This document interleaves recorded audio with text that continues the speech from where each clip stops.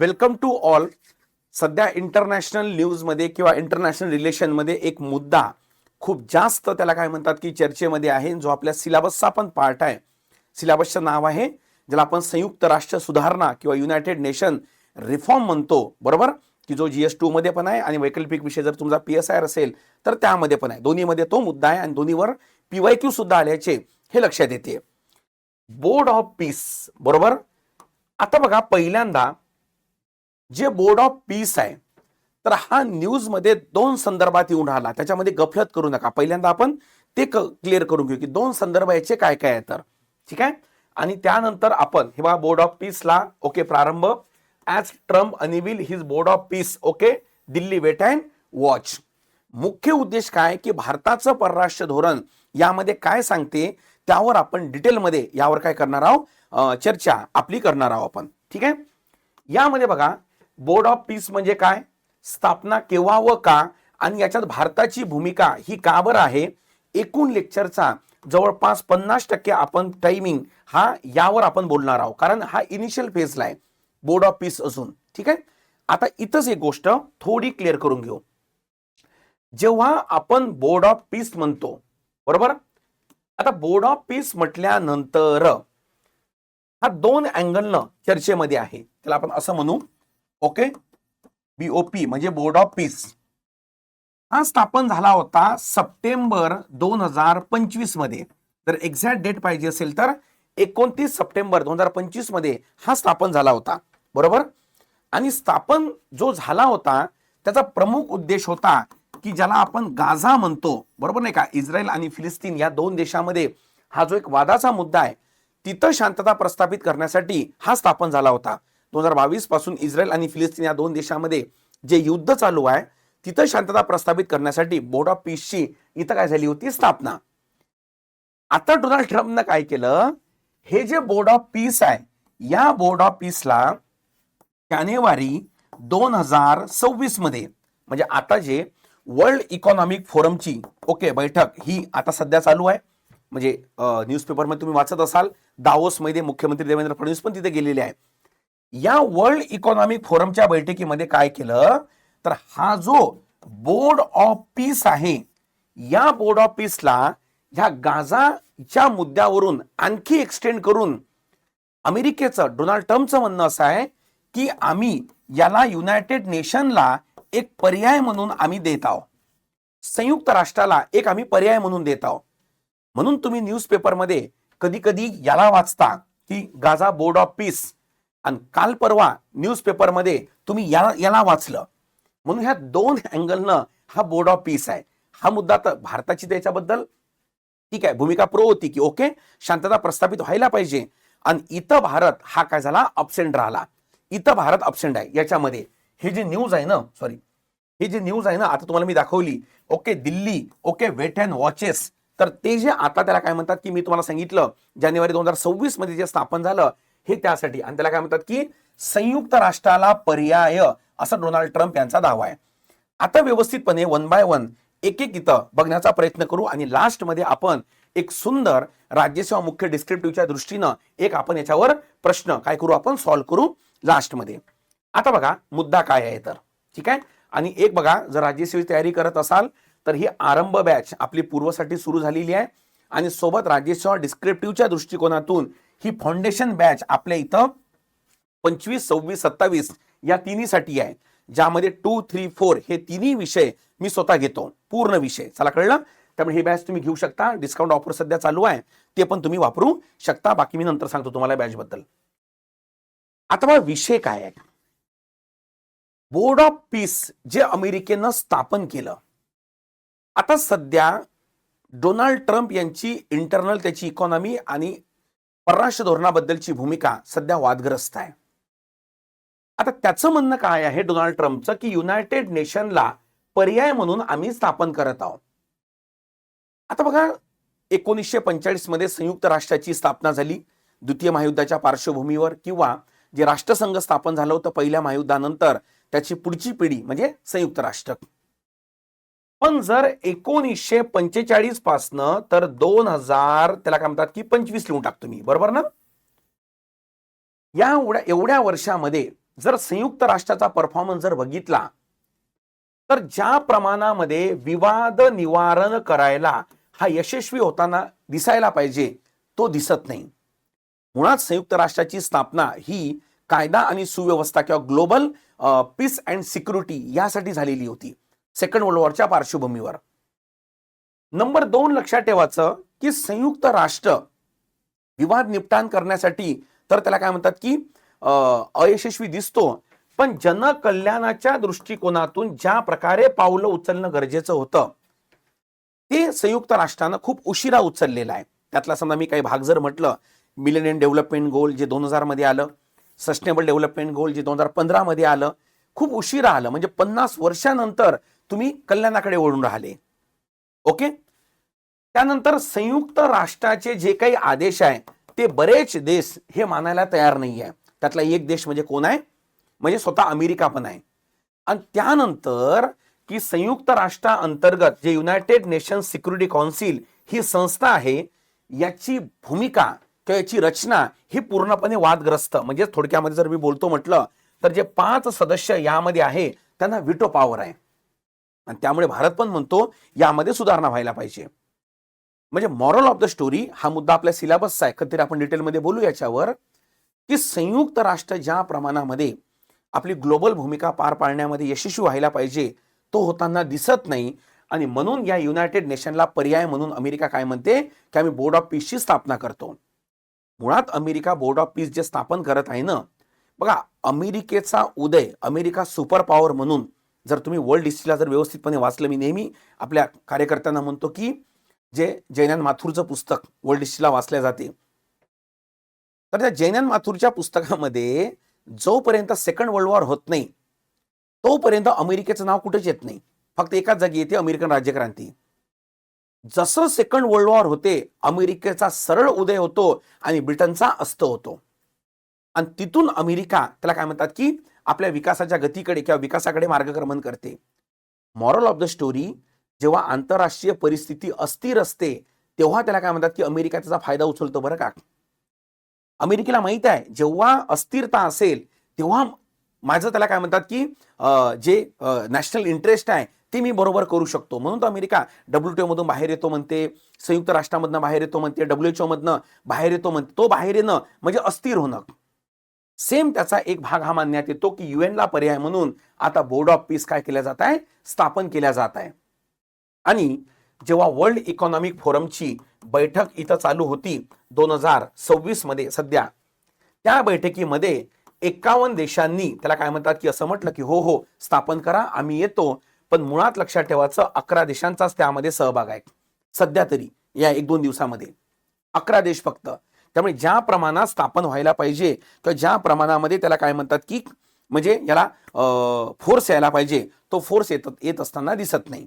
म्हणजे एका वाक्यामध्ये बोर्ड ऑफ पीस म्हणजे काय, तर अमेरिकेनं आपलं राष्ट्रीय हित सुरक्षित ठेवण्यासाठी UN ला पर्याय म्हणून आपल्या नेतृत्वामध्ये स्थापन केलेलं एक इनिशिएटिव्ह आहे.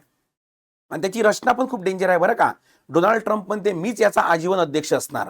अमेरिका नाही, डोनाल्ड ट्रम्प स्वतः. ओके. आणि याचं काम काय असेल, जिथं जिथं पोस्ट कॉन्फ्लिक्ट झालं किंवा समजा संघर्ष झाला तर ते निवारण्याची जबाबदारी ही माझ्यावर असेल. म्हणजे असं होत नाही ना ते. म्हणून याला ज्या प्रमाणात त्याला काय म्हणतात की म्हणजे हे अमेरिकेच्या अस्थिरतेचं किंवा लहरीपणाचं एक एक्झाम्पल मानण्यात येते. म्हणून मी तुम्हाला म्हटलं होतं आपण याच्यावर जास्त काही बोलणार नाही, बस फक्त माहीत असणं गरजेचं आहे. आता बघा, एक वेळा आपण प्रश्न घेऊ आणि मग मी तुम्हाला पुढचा मुद्दा हा समजून सांगतो.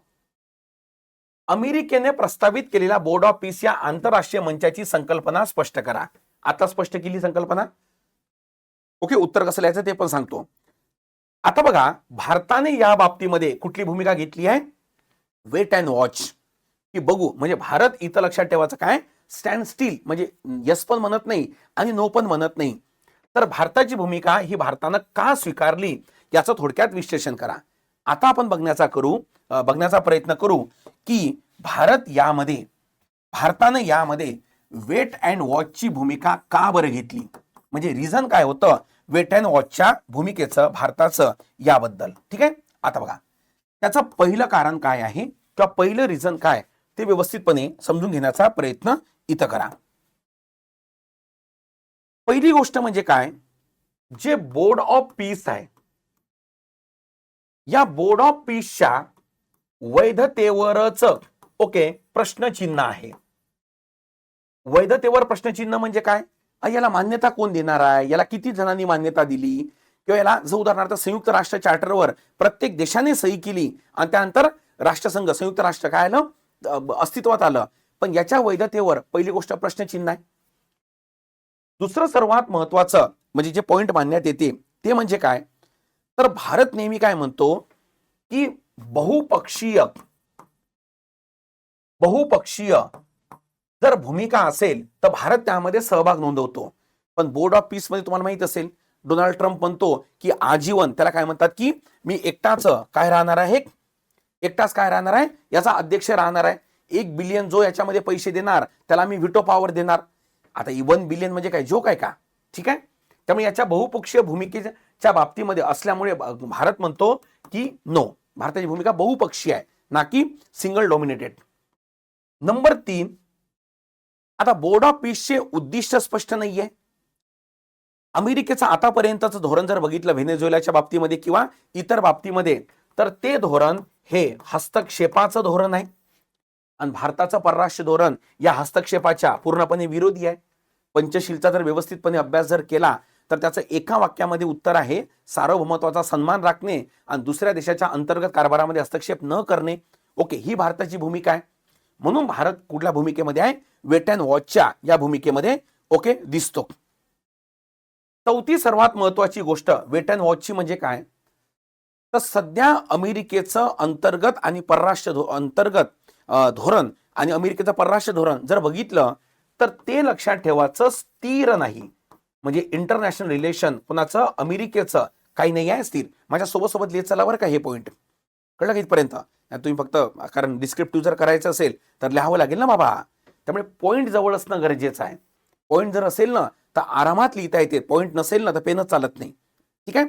तर मला सांगा अमेरिकेचं धोरण हे सध्या स्थिर नाहीये ना त्याचं इंटरनल आणि ना परराष्ट्र धोरणाच्या बाबतीत, आणि त्याने एखादी इनिशिएटिव्ह घेणं आणि भारत त्यामध्ये सहभागी होणं म्हणजे भारताच्या परराष्ट्र धोरणावरही कुठेतरी काय निर्माण होऊ शकते, प्रश्नचिन्ह हे निर्माण होऊ शकते. पाचवं सर्वात महत्वाचं काय, तर या बाबतीमध्ये अजून एकमत नाही आहे.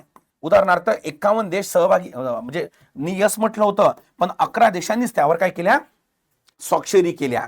आणि या कारणामुळे भारत कोणत्या भूमिकेमध्ये आहे, वेट अँड वॉचच्या भूमिकेमध्ये आहे. म्हणजे 5 पॉईंट तुमच्याकडे आहे, आरामात 50 शब्द हे झाले. इंट्रोडक्शन देऊन घ्या, काय म्हणजे सांगतो बोर्ड ऑफ पीसचं, आणि सुंदर तुम्ही आन्सर यामध्ये लिहू शकता. चला कळली इथपर्यंत सगळं बरोबर आहे ना? ओके चला. बोर्ड ऑफ पीसच्या वैधतेवर प्रश्नचिन्ह आहे. बहुपक्षीय भारताची भूमिका आहे, पण बोर्ड ऑफ पीस हा एकपक्षीय आहे. हस्तक्षेप म्हणजे बोर्ड ऑफ पीस ने जर समजा हस्तक्षेप केलं किंवा बोर्ड ऑफ पीसची भूमिका अजून स्पष्ट नाही आहे, आणि जर ती हस्तक्षेपाची भूमिका असेल तर ही भारतीय परराष्ट्र धोरणाच्या पूर्णपणे विरोधी आहे. त्यानंतर अमेरिकेचं परराष्ट्र धोरण आणि अंतर्गत धोरण अजूनही स्थिर नाही आहे. त्यामुळे इथं भारताला जाणे हे राष्ट्रीय हिताच्या दृष्टीने चुकीचं राहू शकते. आणि या बाबतीमध्ये काय अजून एकमत नाही. आणि 6वा पॉईंट लिहून टाकू शकता, अजून याची उद्दिष्टे पूर्ण नाही आहे, याचं चार्टर पूर्ण नाही आहे. आणि म्हणून भारत काय वेट अँड वॉचच्या भूमिकेमध्ये आहे, आणि जी भारताची परराष्ट्र धोरणाची भूमिका पूर्णपणे यस म्हणजे योग्य मानण्यात येते. चला कळली इथपर्यंत?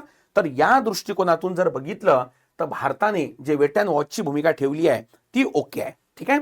आता प्रश्न बघा काय म्हणतो, अमेरिकेने प्रस्तावित केलेल्या बोर्ड ऑफ पीस या आंतरराष्ट्रीय मंचाची संकल्पना स्पष्ट करा.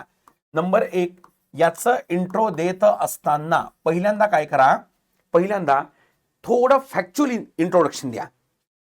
फॅक्च्युअल इन्फॉर्मेशन म्हणजे कसं, गाझा किंवा इस्रायल फिलिस्तीन मुद्द्याच्या पार्श्वभूमीवर सप्टेंबर 2025 मध्ये शांतता प्रस्थापित करण्यासाठी अमेरिकेनं जे बोर्ड ऑफ पीस स्थापन केलं होतं त्याचाच पुढील विस्तार म्हणजे 2026 मध्ये युएनला पर्याय म्हणून बोर्ड ऑफ पीसची स्थापना करण्यासाठी या मंचाची स्थापना करण्यात आली.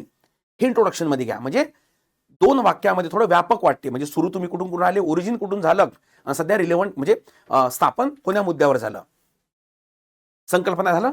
त्यानंतर थोडं कनेक्टर टाका. तुम्हाला माहिती असेल आपण एक कनेक्टर टाकतो जे पोरं आपले ऑफलाईन ऑनलाईनचे. कनेक्टर म्हणजे काय, थोडी इन्फॉर्मेशन देणे मेन बॉडी आणि इंट्रोडक्शनच्या मधामध्ये. मग इथं टाका की या मंचाचा म्हणजे संयुक्त अमेरिकेच्या भूमिकेनुसार संयुक्त राष्ट्राला पर्याय म्हणून तसेच जे काही आंतरराष्ट्रीय संघर्ष आहे त्यांची सोडवणूक करण्यासाठी बोर्ड ऑफ पीस ही आपली भूमिका काय करेल म्हणजे बजावेल.